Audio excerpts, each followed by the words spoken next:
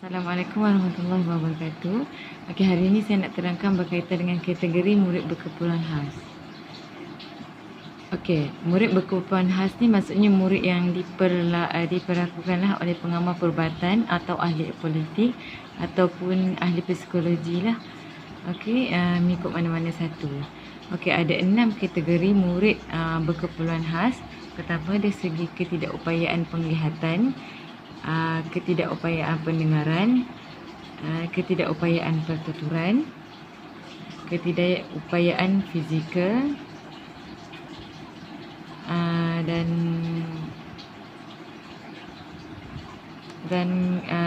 masalah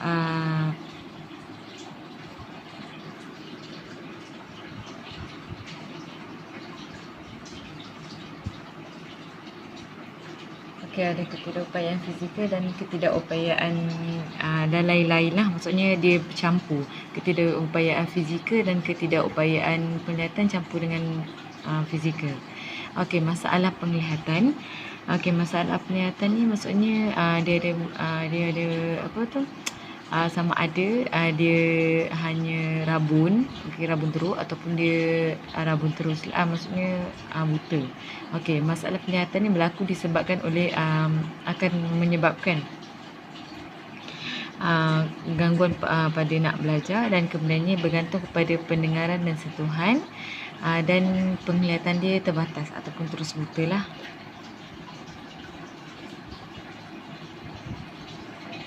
Okey, kategori ketidakupayaan fizikal. Okey, apa yang dikatakan kategori ketidakupayaan fizikal ni adalah mereka yang mengalami sibrapasi. Sibrapasi tu ada segi anggota badan lah.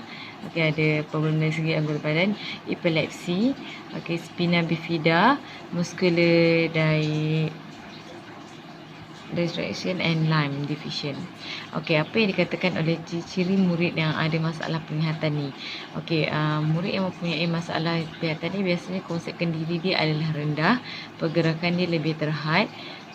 Lepas tu kalau kita tengok dia selalu gerak, okey, gosok-gosok mata dia, dan keperluannya adalah dia akan kerutkan dia punya mata dia lah, agak kecilkan mata dia. Okey, ada 2 kategori pekak ni. Okey, ni dah masuk pada masalah pendengaran. Okey, masalah pendengaran ni ada 2. Okey, pertamanya adalah pekak. Okey, pekak ni maksudnya dia masih boleh mendengar, tapi diperlukan alat bantuan pendengaran. Yang keduanya pekak sepenuhnya, dia guna bahasa isyarat lah untuk berkomunikasi. Maksudnya kalau dia tak boleh nak dibantu oleh alat pendengaran. Okey, dia perlukan bahasa isyarat dia sebab pekat sepenuhnya. Okey, implikasi kepada pengajaran dan pembelajaran dalam televisi. Okey, kalau kita dapat murid pekak, apa yang kita kena buat? Okey, sebagai seorang guru. Okey, pertamanya guru boleh sediakan bahan bacaan yang lebih besar lah. Okey, untuk murid yang ada masalah penglihatan yang separuh. Okey, kalau guru ni kalau semasa menulis, kita boleh cakap sekali, okey, supaya dia boleh dengar lah bagi yang pekak sepenuhnya. Dan murid yang ada masalah penglihatan ni, kita perlu letak meja di depan sekali. Okey, ni masalah pertuturan. Okey, siapa yang ada masalah pertuturan ni adalah okey, ni kategori murid yang bermasalah pertuturan. Pertamanya, biasanya masalah pertuturan kita boleh detect ataupun kita boleh tengok dari segi sebutan dia. Okey, dia cakap tu ada suku kata yang tertinggal. Contohnya nak pergi kan, macam tu. Okey, masalah gagap ni tak lancar lah bercakap. Maksudnya dia akan ulang-ulang. Adik, maksudnya dia mencari perkataan untuk disambung ayat tersebut. Masalah suara ni kita tengok pada kualiti suara dia. Okey, sama ada bergetar, tak confident lah bila bercakap, ataupun terlampau perlahan sangat dia bercakap. Okey, masalah bahasa ni sukar guna perkataan yang sesuai lah. Contohnya selipar tersebut patutnya nak cakap tercabut. Okey, tapi terkadang sipar tersebut patah. Okey, ini maksudnya ada masalah pertuturan di situ.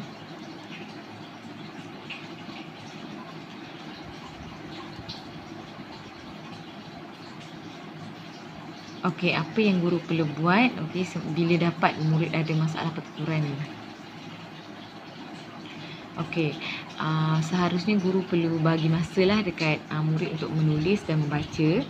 Okey, dan kemudiannya boleh pergi terapi pertuturan dan boleh menggunakan belajar tu guna pelbagai diri. Maksudnya taklah hanya pada penulisan dan bacaan saja sebab mereka dah lemah dari sudut penulisan dan pembacaan. Jadi kita guna dari lain seperti guna dari visual ke, okay, kita bagi tengok video ke supaya dia faham apa yang kita nak sampaikan, ataupun dari sudut bagi gambar ke, okay, nak terangkan sesuatu situasi kepada dia.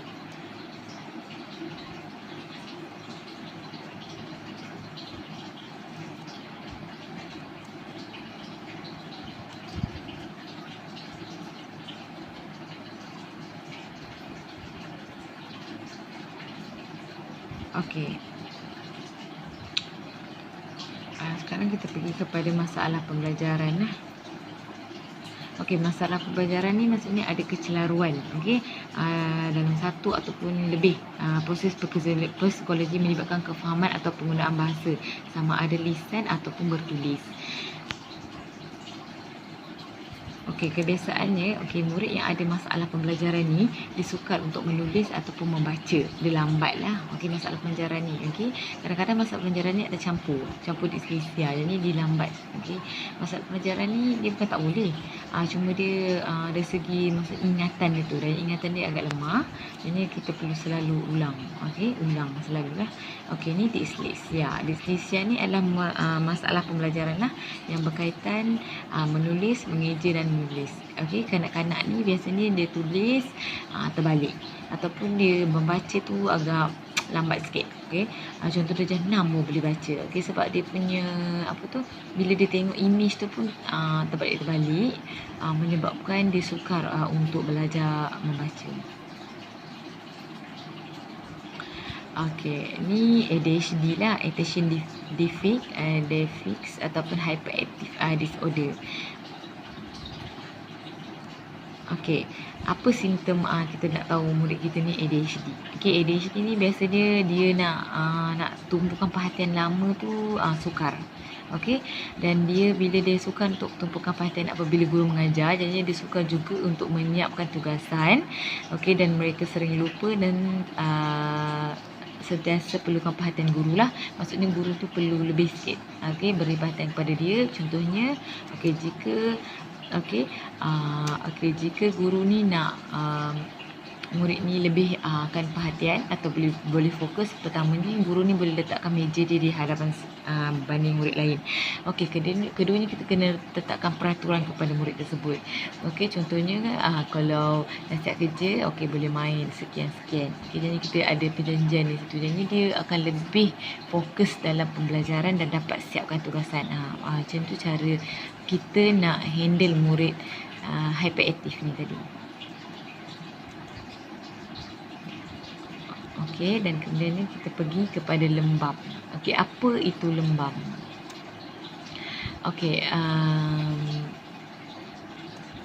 Lembam ni sebenarnya dia lewat perkembangan bukan sahaja waktu dia sedang membesar, tapi daripada bayi lagi. Dia boleh detect dia adalah lembam. Tidak dapat ikut pengajaran seperti murid lain lah. Maksudnya perlu ada kaedah lain untuk dia belajar sebab dia seorang yang lambat perkembangan. Contohnya murid lain patutnya umur 2 tahun dah berjalan tapi dia belum lagi. Dan kemudiannya murid lain mungkin dah boleh bercakap tapi dia word dia tu masih maksudnya dia darjah 2 tapi penggunaan perkataan dia ataupun cara dia berfikir tu macam umur usia 4 tahun. Jadi itu lembam. Tugasan dia harus sesuai dengan tahap lah. Guru yang nak ajar tu perlu sesuai dengan tahap murid, dan kemudian arahan tu kena ringkas. Tak boleh panjang-panjang, tak boleh abu. Letak botol air ni atas meja dan kemudiannya ambil sikat. Tak boleh banyak sangat. Perlu dalam satu masa tu perlu satu arahan. Contohnya letak botol air atas meja.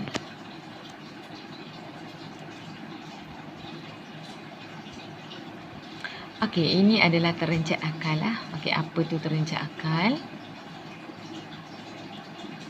Okey, terancang akal ni adalah kurang koordinasi motor, sukar fokus, kemahiran membaca dan menulis dilemah, suka pelajari bahasa dan suka ikut arahan. Terancang akal ni lebih kurang macam lembam tadilah, tapi akal ni dia lebih pada maksudnya selalu lupa. Okey, maksudnya contohnya kita dah ajar huruf A, okey. Nanti dalam beberapa minit dia akan lupa kembali dah, jadinya kita perlu selalu ulang. Okey, kalau terancang akal ni. Suka ikut arahan ni sebab dia lupa. Jadinya bila kita bagi arahan yang panjang, dia tak boleh ikut. Jadi perlu beri arahan yang lebih pendek lah. Kemahiran baca menulis dia pun lemah juga. Jadinya murid sebegini pun sama juga macam saya cakap, perlu selalu ulang lah, okey, dalam pembelajaran tersebut supaya dia boleh kuasai. Okey, ni adalah sindrom Down. Okey, apa itu sindrom Down? Okey, sebenarnya sindrom Down ni berpunca daripada masalah lebihan kromosom lah. Okey, sindrom Down ni sama jugalah ada masalah macam kerencatan akal dan sebagainya. Sindrom Down ni kita boleh tengok pada muka dia. Okey, muka dia akan lebih kurang dan mereka ni sebenarnya lebih penyayang sebab dia nakkan perhatian. Okey, walau bagaimanapun sindrom Down ni kita masih boleh ajar dia masih boleh terima. Dia taklah seperti seteruk terancang akal. Okey, dengan lewat perkembangan dia masih boleh urus diri dan sebagainya, tapi cuma kita perlu kena selalu latih dia lah. Okey, autism. Okey, apa ni autism? Okey, autism ni lebih kepada kalau autism ni mereka ni sukar untuk berkomunikasi dua hala sebab diorang nak tengok pandang mata kita pun sukar. Maksudnya diorang tak ada eye contact dengan orang yang bercakap dengan mereka, dan kemudiannya mereka sukar untuk fokus lebih lama. Tapi walaupun autism sebenarnya sangat pandai. Walaupun diorang kita tengok dia tak ada eye contact, tak kurang perhatian, tapi mereka faham apa yang kita ajar. Di situlah autism. Dan autism ni sebenarnya penguasaan bahasa dia tu sangat baik lah. Mereka lebih cenderung untuk menguasai bahasa Inggeris lah kebiasaannya, ataupun mereka boleh komunikasi lebih daripada dua bahasa. Autism lah. Tapi kebiasaannya saya jumpa mereka dapat menguasai bahasa Melayu dan bahasa Inggeris. Pintar cerdas ni, mereka ni belajar lebih cepat. Keinginan nak tahu tu adalah lebih tinggi, motivasi pun lebih tinggi, kemahiran membaca dan pembanderaan lebih banyak. Mereka boleh komunikasi seperti orang dewasa walaupun umur mereka baru 3 tahun, dan kemudiannya mereka berkebolehan untuk memimpin. Walau bagaimanapun pintar cerdas ni tak boleh nak masuk dalam pembelajaran biasa. Harus maksudnya normal walaupun dipandai. Sebab apa? Sebab mereka akan mudah jemu. Mereka tak nak pergi sekolah, mereka rasa mereka dah tahu belajar benda yang sama dan sebagainya. Jadi mereka perlukan sekolah khas. Seperti kalau kat Malaysia ni Adiputra, sangat pandai dan bijak dalam matematik. Itu sajalah daripada saya. Slide berkaitan dengan penerangan atau pembentangan berkaitan dengan murid berkeperluan khas ini. Sekian, terima kasih.